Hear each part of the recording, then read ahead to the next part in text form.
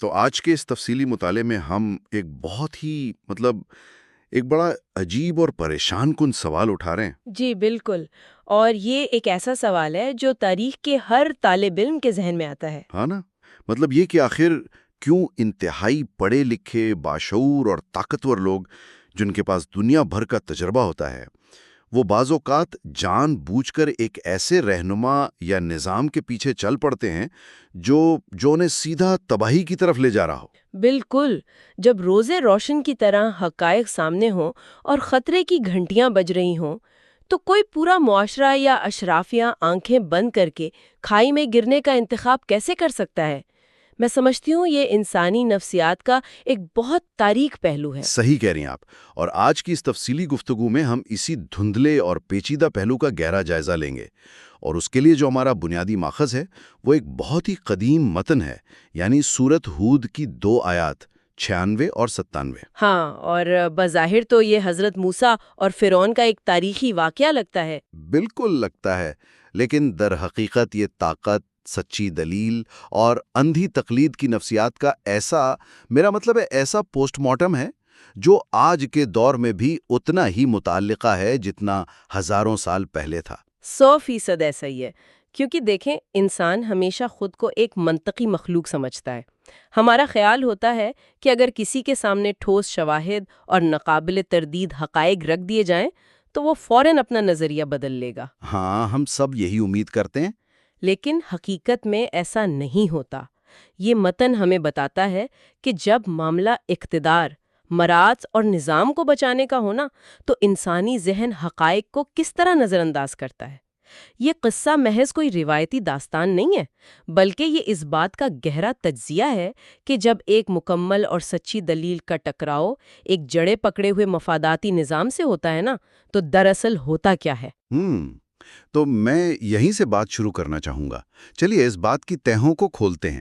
اگر ہم اس واقعے کی بنیاد پر غور کریں تو متن ہمیں بتاتا ہے کہ حضرت موسیٰ کو کس طرح لیس کر کے بھیجا گیا۔ جی، انہیں باقاعدہ 2 چیزوں کے ساتھ بھیجا گیا تھا۔ ہاں، الفاظ یہ ہیں کہ انہیں بی آیاتنا یعنی نشانیاں اور وسلطان مبین یعنی واضح غلبے یا اختیار کے ساتھ بھیجا گیا۔ اب میں یہاں تھوڑا سا الجھن کا شکار ہوں۔ کیسی الجھن؟ اگر آپ کے پاس سچائی ہے، آپ کے پاس خدا کی طرف سے دی گئی نشانیاں اور معجزات ہیں، تو کیا وہ خود ہی کافی نہیں تھے؟ سچ تو اپنے آپ میں ایک طاقت ہوتا ہے نا؟ یہ ساتھ میں سلطان مبین یا ایک جارحانہ قسم کے اختیار کی شرط کیوں رکھی گئی؟ کیا حقائق اکیلے اپنا راستہ نہیں بنا سکتے؟ یہ ایک بہت زبردست نقطہ ہے، اور یہاں سب سے دلچسپ بات یہ ہے کہ ہم اکثر یہ رومانوی تصور رکھتے ہیں کہ سچائی محض سامنے آ کر کھڑی ہو جائے تو باطل خود بخود دم توڑ دیتا ہے۔ بالکل، فلموں اور کہانیوں میں تو ایسا ہی ہوتا ہے۔ لیکن حقیقت اس سے ذرا مختلف ہے۔ خدا کا نظام محض دعوے پر نہیں چلتا۔ آیات کا مطلب ہے نشانیاں، اشارے یا وہ روشنیاں جو یہ بتاتی ہیں کہ سچ کیا ہے اور جھوٹ کیا ہے۔ صحیح۔ جو طاقت کے نشے میں بدمست ہے تو وہاں صرف نشانیاں دکھانا، وہاں نشانیاں کام نہیں آتی، رائٹ؟ بالکل، وہاں نشانیاں دکھانا ایسا ہی ہے جیسے کسی بکھرے ہوئے ہجوم کے سامنے کھڑے ہو کر اخلاقیات کا پرچار کرنا۔ کوئی نہیں سنے گا۔ اب سمجھ آیا۔ یہی وجہ ہے کہ سلطان مبین کا ذکر آیا۔ سلطان کا مادہ غلبے، دبدبے اور ایک ایسی ناقابل شکست دلیل سے نکلا ہے جو سامنے والے کو بے بس کر دے۔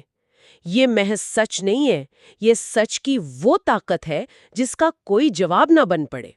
اچھا، تو میں اسے روزمرہ کی ایک تشبیہ سے جوڑتا ہوں۔ جی، یہ بالکل ایسا ہی ہے کہ فرض کریں ایک بہت بڑا اور اہم قانونی مقدمہ چل رہا ہے، اور ایک فریق کے پاس سچائی ہے، اسے معلوم ہے کہ حق اس کے ساتھ ہے۔ جی بالکل۔ اب وہ عدالت میں جا کر محض زبانی دعوے نہیں کرتا، بلکہ وہ اپنے بریف کیس میں ایسے ناقابل تردید دستاویزی ثبوت، فورینزک رپورٹس اور شواہد لے کر جاتا ہے کہ مخالف وکیل کے پاس بولنے کو کچھ نہ بچے۔ بالکل، کوئی گنجائش ہی نہ رہے۔ ہاں، اور صرف یہی نہیں، اس کے پاس سپریم کورٹ کا ایک واضح اور حتمی حکم نامہ بھی موجود ہو جو اس کے موقف کو مکمل قانونی طاقت فراہم کرے، یعنی سچائی بھی ہو اور اس سچائی کو منوانے کی کاٹ بھی ہو۔ بہت عمدہ تشبیہ دیا آپ نے، اور اس میں جو مبین کا لفظ جڑا ہے نا، وہ اس طاقت کو مزید واضح کر دیتا ہے۔ مبین کا مطلب ہے کوئی ایسی چیز جو بالکل عیاں ہو، جس میں کوئی ابہام یا دھندلاپن نہ ہو۔ یعنی بالکل کرسٹل کلیئر۔ جی، یعنی حضرت موسیٰ جو پیغام لے کر گئے وہ کوئی پیچیدہ فلسفہ نہیں تھا جسے سمجھنے کے لیے فرعون کے دربار کو کئی دن سوچنا پڑتا۔ وہ ایک ایسی دوہری طاقت تھی جس نے آتے ہی ان کے تمام دعووں کو جڑوں سے ہلا دیا۔ حقائق اپنی پوری شدت کے ساتھ سامنے آ گئے تھے۔ بالکل، حقائق اپنی پوری شدت اور روشنی کے ساتھ ان کے سامنے رکھ دیے گئے۔ یہاں تک تو بات بڑی آسانی سے سمجھ آتی ہے کہ پیغام لانے والے کو کس زبردست استدلال سے لیس کیا گیا تھا۔ اب اگر میں ایک عام قاری کے طور پر سوچوں تو مجھے لگے گا کہ بھئی جب اتنی زبردست دلیل سامنے آ گئی ہے تو بس اب کھیل ختم، فرعون سر جھکا دے گا اور کہانی اپنے انجام کو پہنچ جائے گی۔ لیکن ایسا ہوا نہیں۔ بالکل نہیں ہوا۔ یہ کہانی کا اختتام نہیں بلکہ اصل تصادم کا آغاز تھا، اور یہاں معاملہ واقعی بہت دلچسپ ہو جاتا ہے، کیونکہ جب ہم متن میں آگے بڑھتے ہیں نا تو یہ دیکھتے ہیں کہ یہ پیغام کس کی طرف بھیجا گیا تھا۔ عام طور پر ہمارے ذہن میں صرف فرعون کا نام آتا ہے کہ موسیٰ کا مقابلہ فرعون سے تھا۔ جی، ہم بچپن سے یہی سنتے آئے ہیں۔ لیکن متن خاص طور پہ کہتا ہے اِلَى فرعون وَمَلَئِهِ، یعنی پیغام صرف فرعون کی طرف نہیں بلکہ اس کے درباریوں یا سرداروں کی طرف بھیجا گیا۔ اب میرا سوال یہ ہے کہ ایک مطلق العنان بادشاہ کے قصے میں ان درباریوں کا اتنا اہم ذکر کیوں کیا گیا؟ کیا فرعون تنہا فیصلہ کرنے کے قابل نہیں تھا؟ کیا اس سے یہ ثابت نہیں ہوتا کہ ان کا سامنا محض ایک بادشاہ سے نہیں بلکہ ایک پورے مروجہ اداریاتی نظام سے تھا؟ اگر ہم اسے بڑی تصویر سے جوڑیں تو یہ متن کی وہ گہرائی ہے جو ہمیں سیاسیات اور طاقت کے ڈھانچوں کا ایک ماسٹر کلاس دیتی ہے۔ دیکھیں، ہم اکثر تاریخ کو افراد کے آئینے میں دیکھتے ہیں، ہٹلر، مسولینی، فرعون۔ صحیح بات ہے۔ لیکن طاقت کبھی خلا میں کام نہیں کرتی۔ کوئی بھی ظالم یا مطلق العنان حکمران اکیلا کچھ نہیں ہوتا۔ متن نے جو لفظ ملا استعمال کیا ہے نا، اس کی جڑ اس عربی تصور سے نکلتی ہے کہ وہ لوگ جو آنکھوں کو بھر دیں، یعنی وہ اشرافیہ جنہیں دیکھ کر عام انسان رعب میں آ جائے، جن کا دبدبا ہو۔ تو یہ ملا دراصل اس دور کی اسٹیبلشمنٹ تھی۔ 100%۔ یہ وہ نظام تھا جس پر فرعون کی کرسی ٹکی ہوئی تھی۔ اس میں اس کے وزراء، مشیر، ساحر، فوجی جرنیل اور معیشت کو کنٹرول کرنے والے سرمایہ دار شامل تھے۔ یہ وہ لوگ تھے جو بیانیے بناتے تھے اور پورے ملک کو چلاتے تھے۔ گویا فرعون تو صرف ایک چہرہ یا ایک برانڈ تھا، لیکن اصل طاقت کا انجن وہ پورا نظام تھا جس نے اس برانڈ کو زندہ رکھا ہوا تھا۔ بالکل ایسا ہی ہے، اور اسی لیے پیغام صرف فرد واحد کو نہیں بلکہ پورے نظام کو چیلنج کر رہا تھا۔ جب ایک مضبوط اور جڑیں پکڑے ہوئے نظام کے سامنے واضح نشانیاں لائی جاتی ہیں نا، تو پورا نظام اپنے مفادات کے دفاع کے لیے کھڑا ہو جاتا ہے۔ ظاہر ہے۔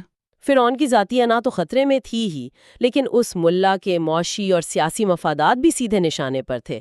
اگر وہ حضرت موسیٰ کے حقائق کو تسلیم کر لیتے تو اس کا مطلب صرف یہ نہیں تھا کہ فرعون کو اپنی خدائی کا دعویٰ واپس لینا پڑتا۔ ہاں، باقی سب کو بھی تو قیمت چکانی پڑتی۔ بالکل، ان تمام سرداروں کو اپنے محلات، اپنی زمینیں اور بنی اسرائیل پر اپنی غلامی کی وہ گرفت بھی چھوڑنی پڑتی جو ان کی معیشت کی بنیاد تھی۔ حقائق کا تسلیم کرنا ان کے لیے سیاسی اور معاشی موت تھا۔ تو یہ تو ایک زبردست نفسیاتی الجھن بن گئی۔ ایک طرف ان کے سامنے وہ سلطان مبین کھڑا ہے، یعنی وہ دلیل جسے وہ جھٹلا نہیں پا رہے، اور دوسری طرف ان کا اپنا قائم کردہ نظام ہے جس سے ان کی تمام تر مراعات جڑی ہیں۔ جی، اور یہیں پر تاریخ کا وہ المیہ شروع ہوتا ہے۔ بالکل۔ اب انسان یہ سوچتا ہے کہ وہ کیا راستہ چنیں گے، اور متن ہمیں ان کے انتخاب کے بارے میں بتاتا ہے۔ فَاتَّبَعُوا أَمْرَ فِرْعَوْنَ، یعنی انہوں نے واضح حقائق کو چھوڑ کر فرعون کے حکم کی پیروی کی۔ مجھے یہ تصور یہ مجھے بہت بے چین کرتا ہے۔ میں سمجھ سکتی ہوں۔ یہ کوئی جاہل لوگ تو نہیں تھے نا، یہ اس وقت کی سپر پاور کے پالیسی ساز تھے، یہ مصر کے سب سے ذہین اور شاطر دماغ تھے۔ پھر انہوں نے اتنا اندھا فیصلہ کیسے کر لیا؟ میں اسے جدید دور کی ایک مثال سے سمجھنے کی کوشش کرتا ہوں۔ جی بتائیں۔ یہ ایسا ہی ہے کہ فرض کریں ایک بہت بڑی ملٹی نیشنل کمپنی ہے اور وہ ڈوب رہی ہے۔ کمپنی کے جو ماہرین ہیں وہ ٹھوس ڈیٹا اور حقائق کے ساتھ، یعنی اپنے سلطان مبین کے ساتھ ایک پریزنٹیشن دے رہے ہیں کہ راستہ بدلنا ضروری ہے۔ صحیح۔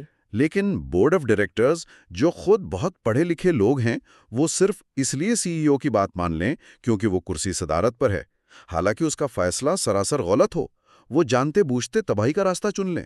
آپ کی اس تشبیہ نے اس اندھی تقلید کی پوری نفسیات کو کھول کر رکھ دیا ہے، اور یہ ایک اہم سوال کھڑا کرتا ہے کہ انسان حقائق کیوں جھٹلاتا ہے؟ انسانی طرز عمل کی ایک بہت تاریک حقیقت ہے۔ ہاں، وہ ایسا کیوں کرتے ہیں؟ دیکھیں، جب انسان کو یہ انتخاب کرنا پڑے کہ وہ ایک کڑوے سچ کو اپنائے یا ایک آرام دہ جھوٹ کے سائے میں بیٹھا رہے، تو وہ اکثر جھوٹ کو چنتا ہے، بشرطے کہ وہ جھوٹ اسے تحفظ فراہم کر رہا ہو۔ درباریوں نے موسیٰ علیہ السلام کی نشانیوں کے بجائے فرعون کی مروجہ طاقت کا انتخاب کیا، کیونکہ اس میں ان کا فوری فائدہ تھا۔ بالکل۔ یہ انسانوں کی اس کمزوری کو ظاہر کرتا ہے جہاں وہ دلیل کی روشنی پر طاقت کا رعب اور سٹیٹس کو ترجیح دیتے ہیں۔ انہوں نے دیکھا کہ موسیٰ کے پاس دلیل ہے، لیکن فرعون کے پاس وقتی طاقت، فوج اور خزانے ہیں۔ حقائق کا ساتھ دینے کا مطلب تھا بغاوت، جس کی قیمت انہیں اپنی جان اور مال سے چکانی پڑتی، اور طاقت کا ساتھ دینے کا مطلب تھا موجودہ نظام برقرار رکھنا۔ یہ کوئی جہالت نہیں تھی، یہ مراد بچانے کی ایک سوچی سمجھی حکمت عملی تھی۔ تو اس کا مطلب ہے کہ جب اقتدار، پیسہ اور نظام کو بچانے کی بات آتی ہے تو انسان کی تمام تر ذہانت، منطق اور تعلیم بس ایک طرف دھری رہ جاتی ہے۔ بالکل ایسا ہی ہے۔ وہ طاقتور کے سامنے سر تسلیم خم کر لیتا ہے۔ لیکن تو اس سب کا آخر مطلب کیا ہے؟ میرا مطلب ہے جس طاقت اور جس حکم کے پیچھے یہ پوری اشرافیہ چھپ رہی تھی، اس کی اپنی حقیقت کیا تھی؟ گفتگو کے اس حصے میں متن ہمیں بہت برہمی اور واضح انداز میں فرعون کے احکامات کا خوکھلا پن دکھاتا ہے۔ جی، متن اس کہانی کو ادھورا نہیں چھوڑتا۔ ہاں، الفاظ یہ ہیں، وما امر فرعون برشیدن، یعنی اور فرعون کا حکم ہرگز درست یا ہدایت یافتہ نہیں تھا۔ یہ ایک ایسا جملہ ہے جو پوری سلطنت کے رعب اور دبدبے کی ہوا نکال دیتا ہے۔ واقعی۔ لیکن میں یہ جاننا چاہوں گا کہ یہاں خاص طور پر رشید کا لفظ کیوں استعمال ہوا؟ یہ کیوں نہیں کہا گیا کہ فرعون کا حکم ظالمانہ تھا یا جھوٹا تھا؟ اس لفظ کا انتخاب ہی اس انتہائی خوبصورت تقابل کی جان ہے۔ رشید کا لفظ رشد سے نکلا ہے، اور رشد کا مطلب صرف سچائی نہیں ہے، بلکہ اس کا مطلب ہے وہ دانشمندی، بھلائی اور وہ سیدھا راستہ جو آپ کو آپ کی منزل مقصود تک بحفاظت پہنچا دے۔ اچھا، تو اس میں سمت کا تصور بھی شامل ہے۔ بالکل۔ جب متن کہتا ہے کہ فرعون کا امر غیر رشید تھا، تو وہ دراصل اس پوری اشرافیہ کو بتا رہا ہے کہ جس طاقت کے پیچھے تم چل پڑے ہو، اس میں کوئی وزن، کوئی سمت اور کوئی مستقبل نہیں ہے۔ طاقت اگر حقائق سے خالی ہو تو وہ اندھی اور گمراہ کن ہوتی ہے۔ مجھے اس سے ایک بہت واضح خاکہ ذہن میں آ رہا ہے۔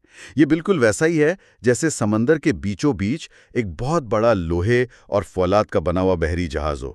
اس جہاز کے انجن پوری طاقت سے چل رہے ہوں، اس پر توپیں لدی ہوئی ہوں، اور باہر سے دیکھنے میں وہ انتہائی خوفناک لگ رہا ہو۔ جی، ایک دیو ہکل جہاز۔ ہاں، لیکن اس جہاز کا جو سٹیئرنگ وہیل ہے نا، اس کا تعلق نیچے موجود رڈر سے مکمل کٹ چکا ہو۔ اب اس جہاز کے پاس بے پناہ رفتار ہے، وزن ہے اور طاقت ہے، لیکن اس کے پاس کوئی سمت نہیں ہے۔ واہ، کیا کمال کی مثال دی آپ نے۔ اس سے خود نہیں معلوم کہ وہ کس طرف جا رہا ہے، اور ایسا جہاز چاہے وہ کتنا ہی بڑا کیوں نہ ہو، آخرکار کسی چٹان سے ٹکرا کر غرق ہی ہوتا ہے۔ فرعون کا حکم یا اس کی طاقت بالکل اس بے سمت جہاز کی طرح تھی جسے متن نے غیر رشید قرار دیا۔ میں اس سے بہتر مثال سوچ بھی نہیں سکتی تھی۔ یہ جہاز والی بات بالکل درست بیٹھتی ہے، اور ہم ان دو آیات کے تقابل پر بات ختم کریں تو یہ بات مزید نکھر کر سامنے آ جاتی ہے۔ بالکل۔ ایک طرف حضرت موسیٰ کی لائی ہوئی چیز تھی جسے سلطان مبین کہا گیا، یعنی وہ روشن اور سمت رکھنے والی طاقت جسے پتا تھا کہ حق کیا ہے اور اسے کہا جانا ہے، اور دوسری طرف فرعون کا فیصلہ تھا جسے غیر رشید کہا گیا، یعنی وہ طاقت جس کا انجام صرف غرق ہونا تھا۔ جی، اور اس اسٹیبلشمنٹ نے اس بے سمت جہاز پر سوار ہونے کو ترجیح دی، صرف اس لیے کیونکہ وہ جہاز اس وقت بظاہر بہت شاندار لگ رہا تھا، اور انہوں نے اس کشتی میں بیٹھنے سے انکار کر دیا جو حقائق کی قطب نما سے لیس تھی، اور تاریخ گواہ ہے کہ وہ بے سمت جہاز غرق ہو گیا۔ یہ کتنا چشم کشا پہلو ہے۔ ہم نے جس گہرے مطالعے کا آغاز کیا تھا، اس کا نچوڑ اب ہمارے سامنے ایک انتہائی واضح تصویر کی شکل میں آ گیا ہے۔ یہ بات پورے یقین سے کہی جا سکتی ہے کہ سورۃ ہود کی یہ دو آیات محض ایک قدیم قصہ نہیں ہے۔ بالکل نہیں، یہ تو انسانی رویوں کا ایک ابدی تجزیہ ہے۔ ہاں، یہ سچی دلیل بمقابلہ کھوکھلی طاقت کا ایک ایسا تجزیہ ہے جو واضح کرتا ہے کہ حقائق ہمیشہ طاقت کے تابع نہیں ہوتے اور اندھی تقلید کا انجام کبھی دانشمندانہ نہیں ہوتا۔ اور سننے اور دیکھنے والوں کے لیے یہ سمجھنا انتہائی اہم ہے کہ معلومات کے اس موجودہ دور میں بھی ہم اکثر ایسے ہی دو راہے پر کھڑے ہوتے ہیں۔ بالکل، ہر روز ہی ایسا ہوتا ہے۔ ہاں، جہاں ایک طرف سائنس، منطق اور اخلاقیات کے واضح حقائق یعنی سلطان مبین ہوتے ہیں، اور دوسری طرف کسی طاقتور شخصیت یا نظام کی اندھی تقلید کا دباؤ ہوتا ہے۔ اور اسی سوچ کے ساتھ ہم اس نشست کے اختتام کی طرف بڑھتے ہیں، اور جاتے جاتے ایک ایسا سوال ہے جس پر ہم سب کو تنہائی میں ضرور غور کرنا چاہیے۔ جی بالکل۔ ہم نے دیکھا کہ خدا کی طرف سے بھیجی گئی واضح نشانیاں اور کھلا غلبہ بھی ایک ایسے نظام اور اشرافیہ کا ذہن نہیں بدل سکے جو اپنے مفادات اور اندھی تقلید میں ڈوبے ہوئے تھے۔ تو اگر اتنی بڑی سچائی اس وقت کے پالیسی سازوں کو نہیں بدل سکی، تو کیا ہماری تاریخ اور آج کے جدید معاشرے بھی مسلسل اسی طرز عمل کو نہیں دہرا رہے؟ یہ واقعی ایک بہت گہرا سوال ہے۔ خانہ، کیا آج بھی لوگ روشن کی طرح واضح حقائق کو تسلیم کرنے کے بجائے محض اپنا موجودہ نظام بچانے کے لیے فرعون جیسی کھوکھلی اور بے سمت طاقتوں کے پیچھے نہیں چل پڑتے؟ یہ وہ سوال ہے جس کا جواب ہم سب کو اپنے اپنے گریبان میں جھانک کر ڈھونڈنا ہوگا۔ آج کی اس گفتگو میں ہمارے ساتھ شامل ہونے کا بہت شکریہ۔